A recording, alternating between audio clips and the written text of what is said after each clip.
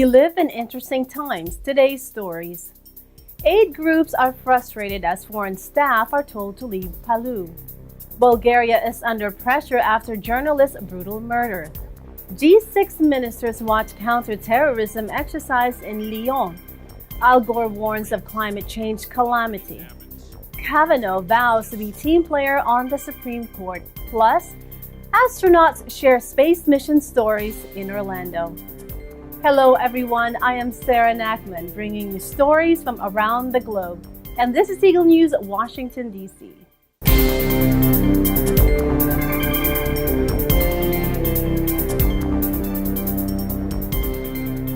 Indonesia on Tuesday told foreign aid workers their help was not needed in disaster-ravaged Palu and they should go home, frustrating relief efforts after a quake tsunami killed more than 2,000 people. Foreign teams on the ground were told new rules barred them from searching for the dead in hard-hit parts of Palu, where thousands are missing since the September 28 twin disaster. Indonesia initially refused international help, but President Joko Widodo reluctantly agreed to allow in overseas aid once the picture became clearer on Sulawesi Island. Foreign aid poured into the ravaged city of Palu, where authorities believe 5,000 people could be missing and 200,000 survivors desperately need food, water, and other life-saving supplies. But international search and rescue teams were prevented Tuesday from accessing hard-hit parts of Palu, where thousands are believed to be buried underneath rubble. Ahmed Bam from South African charity Gift of the Givers was told that the new rules barred foreign urban search and rescue teams, or USAR, from playing any part in retrieving the dead. They've received a memo late last night that all international foreign search and rescue teams, USA teams, should not enter the devastation and should not basically assist them in any of search and rescues. It's going to be done by the national disaster team, and all foreign USA teams should make their way, obviously, back to their countries. They don't need them in Indonesia. Their 27-strong team arrived in Palu 3 days ago from Johannesburg, but days of delay frustrated their wish to join the search for the dead. There seemed to be, I wouldn't say red tape, but there was just like, you can't work here, you can't do this, you can't do that. You know, it's something we haven't experienced in other major disasters like this, especially for USA activities and search and rescue activities. I would have, expected that the teams that are currently here could be made use of. I mean, we're here for a limited time period. The Gift of the Giver South African team is leaving now on Friday. So, a lot of days were wasted, if I put it, where we could have assisted and used our expertise and skill. Indonesia's disaster agency issued a set of rules over the weekend instructing international staff to leave Palu and requiring foreign donations to be channeled through local partners. Yeah, sure. They need, very, very need, because they already have nothing there. They need food, they need courage, they need medical to... Bulgaria was under pressure Monday to find the killer of a television journalist whose brutal murder sparked international condemnation.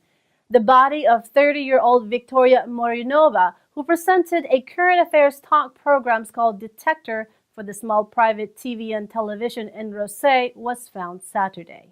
In Ruse, many said they had known Marinova personally as she had been active with charities in the town of Danube. Chief Prosecutor Sotir Satsarov said Monday that investigators were considering all leads, including possible links to Marinova's professional activity.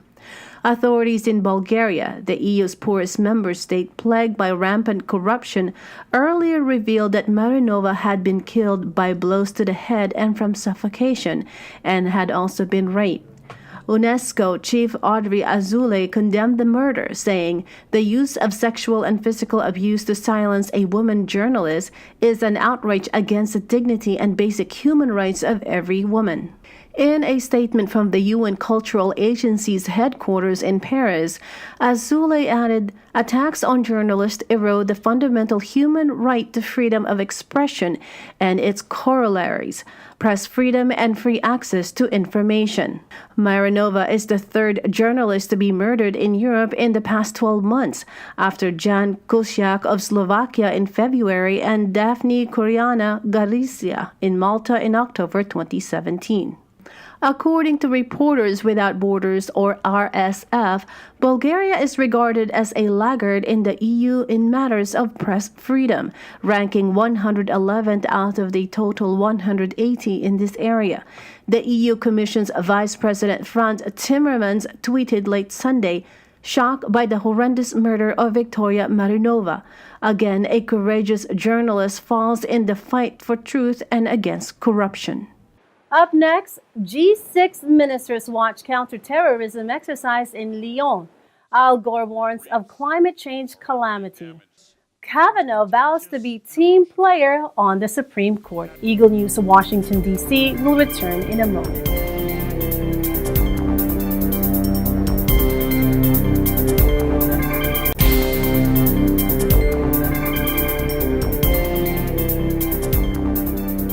Welcome back. You are watching Eagle News Washington, D.C.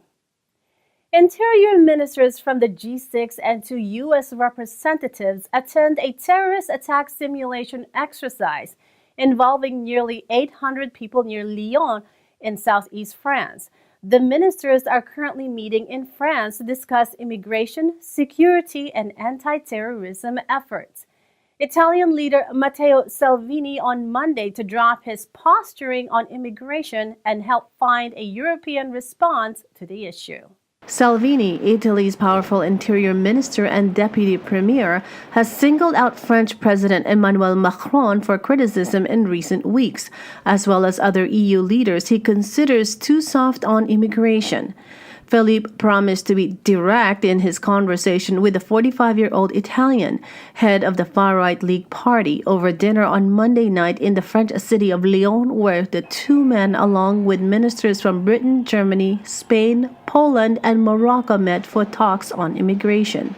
Philippe said he rarely uses the same words or the same vocabulary as Salvini, but that doesn't stop him from being direct as well. Philippe hopes that they will have a frank and direct exchange. Philippe's statement came amid open conflict between the new populist Italian government led by Salvini and the head of the Five Star Movement, Luigi Di Maio, and Macron's centrist administration in Paris.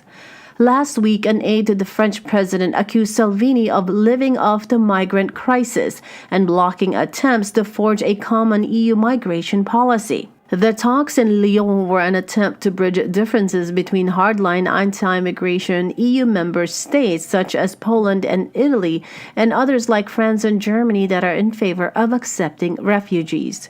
The gathering on Tuesday focused on efforts to combat terrorism, precedes a larger meeting of European interior ministers in Luxembourg on Friday. Morocco's Interior Minister Abdoullahfdi Laftit was also invited to the talks amid rising concern in Europe about the increasing number of migrants heading to Spanish territory via Morocco. Spain has become the biggest port of entry for illegal migration into Europe. The issue of returning Moroccan migrants to their home country, particularly thousands of unaccompanied minors in Spain and France, was discussed on Monday night. Former U.S. Vice President and climate change campaigner Al Gore calls for urgent action to tackle climate change at an investment summit in India, a day after the UN said in a landmark report that the fallout from global warming had come sooner and harder than earlier predicted. 50% of all the living species on this planet are at risk of extinction in this century. The coral reefs are already damaged and are at risk of completely disappearing. And I could go on with the list of horrible consequences, but to sum them up, must we change? Yes, we must change. We must change. We can change. I believe that we will change because it is the right thing to do and because that is who we really are as human beings. The UN said Monday in a landmark report that warns time is running out to avert disaster. Avoiding global climate chaos will require a major transformation of society and the world economy that is unprecedented in scale. Earth's surface has warmed 1 degree Celsius or 1.8 degrees Fahrenheit, enough to lift oceans and unleash a crescendo of deadly storms, floods, and droughts, and is on track toward an unlivable 3 degrees Celsius or 4 degrees Celsius rise. The Intergovernmental Panel for Climate Change, or IPCC, reported with high confidence at current levels of greenhouse gas emissions, we could pass the 1.5 Celsius marker as early as 2030 and no later than mid-century. Deborah Roberts, head of the Environmental Planning and Climate Protection Department in Durban, South Africa, and an IPCC co-chair, said the next few years are probably the most important in human history. A summary for policymakers of the 400-page tome underscores how quickly global warming has outstripped humanity's attempt to tame it, and outlines options for avoiding the worst ravages of a climate-addled future. Jim Skia, a professor at Imperial College, London Centre for Environmental Policy and an IPCC co-chair, said at a press conference, quote, "We have done our job. We have now passed on the message. Now it is over to governments. It's their responsibility to act on it." Before the Paris Agreement was inked in 2015, nearly a decade of scientific research rested on the assumption that 2 degrees Celsius was the guardrail for a climate-safe world. The IPCC report, however, shows that global warming impacts have come sooner and hit harder than predicted. Jennifer Morgan, executive director of Greenpeace International, said, "Things that scientists have been saying would happen further in the future are happening now." According to the report, to have at least a 50-50 chance of staying under the 1.5 degrees Celsius cap without overshooting the mark, the world must by 2050 become carbon neutral. Lead coordinating author Miles Allen, head of the University of Oxford's Climate Research Program, said, "That means every ton of carbon dioxide we put into the atmosphere will have to be balanced by a ton of carbon dioxide taken out." Drawing from more than 6,000 recent scientific studies, the report laid out 4 pathways to that goal. The most ambitious would see a radical drawdown in energy consumption coupled with a rapid shift away from fossil fuels and a swift decline in carbon dioxide emissions starting in 2020. It would also avoid an overshoot of the 1.5 degrees Celsius threshold. A contrasting pay-later scenario compensates for a high-consumption lifestyles and continued use of fossil fuels, with a temporary breaching of the 1.5 degrees Celsius ceiling. It depends heavily on the use of biofuels, but the scheme would need to plant an area twice the size of India in biofuel crops, and assumes that some 1,200 billion tons of carbon dioxide, 30 years' worth of emissions at current rates, can be safely locked away underground. New U.S. Supreme Court Justice Brett Kavanaugh insisted Monday he had no bitterness over his bruising nomination process, as he vowed to be a team player. The Supreme Court is a team of 9, and I will always be a team player on the team of 9.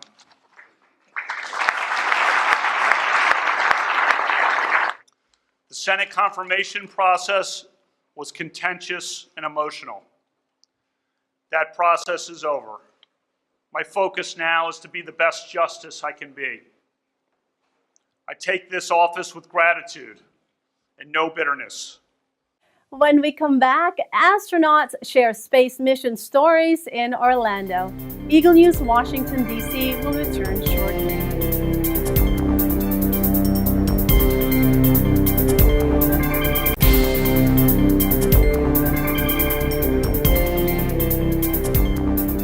This is Eagle News Washington, D.C. I am Sarah Nachman. Passion, persistence, and pursuit. These are just some of the characteristics former NASA astronauts say are important to have for someone who aspires to travel in space and bring knowledge back to Earth to benefit humanity. Let's hear more from Eagle News correspondent Melissa Allen as she speaks to some of these space enthusiasts. The AIAA Space Forum, an event hosted by the American Institute of Aeronautics and Astronautics, gave the public a rare opportunity to meet and interact with former NASA astronauts who worked during the Space Shuttle program. Astronaut Chris Ferguson, who piloted the Space Shuttle Atlantis and was assigned as commander of the final mission of the Space Shuttle program, recalled how he was inspired to become an astronaut. And I think I was highly motivated by watching Neil Armstrong walk on the moon, which I think that happened when I was 6 or 7 years old. It must have stuck with me. And I do remember as a college freshman watching the very first space shuttle flight. And everybody gathered around the television to watch this thing called a space shuttle take off. And I don't know, maybe that was what cemented it for me. Astronaut Tony Antonelli, who served as pilot on 2 space shuttle missions to the International Space Station, was only 4 years old when his passion for outer space began. When I was young, we were still sending people to the moon. We flew the Apollo-Soyuz and the U.S.'s first orbiting laboratory, Skylab. And I just thought that was the coolest thing. I consider myself an explorer. I like to travel. I thought it was the perfect fit for me. Ferguson and Antonelli offered some advice to those aspiring to pursue a career as an astronaut and talked about some key traits necessary to becoming one. Yeah, be passionate, be persistent, be politely persistent. If don't accept the answer no, lying down. If you're destined to do it, everybody gets told no the first time. Figure out what it takes to unlock the magical yes and continue to go for whatever it is you desire to be. The one is persistence, right? No one's perfect. Understanding that you're going to make mistakes and how you deal with those, right? So I don't get everything right. I get almost nothing right the first time, but I'm not the kind of guy that gives up, so I just keep trying. If it's something I want to figure out how to do, I just work hard at it until I figure it out. I think that's an important trait. Astronauts Antonelli and Ferguson explained why they believe that space exploration in this day and age is still worth pursuing. As humans, we have this innate desire to understand things that we don't understand, whether they're on the bottom of the ocean or the bottom of the South Pole. We always want to go. And I think that is just our DNA speaking to us. It's not a question of if we should go, it's a question of how soon should we go. And do I believe we were destined to become a multi-planet species? I'm not really sure, but boy, I'll tell you, it sure would be nice to set up a colony on the moon. And I can think of a few people in, say, maybe 50 years that would like to go to the moon as a part of their bucket list vacation. So, these kind of things are important to us as a species. Yeah. I believe there is still so much that we as humans don't know.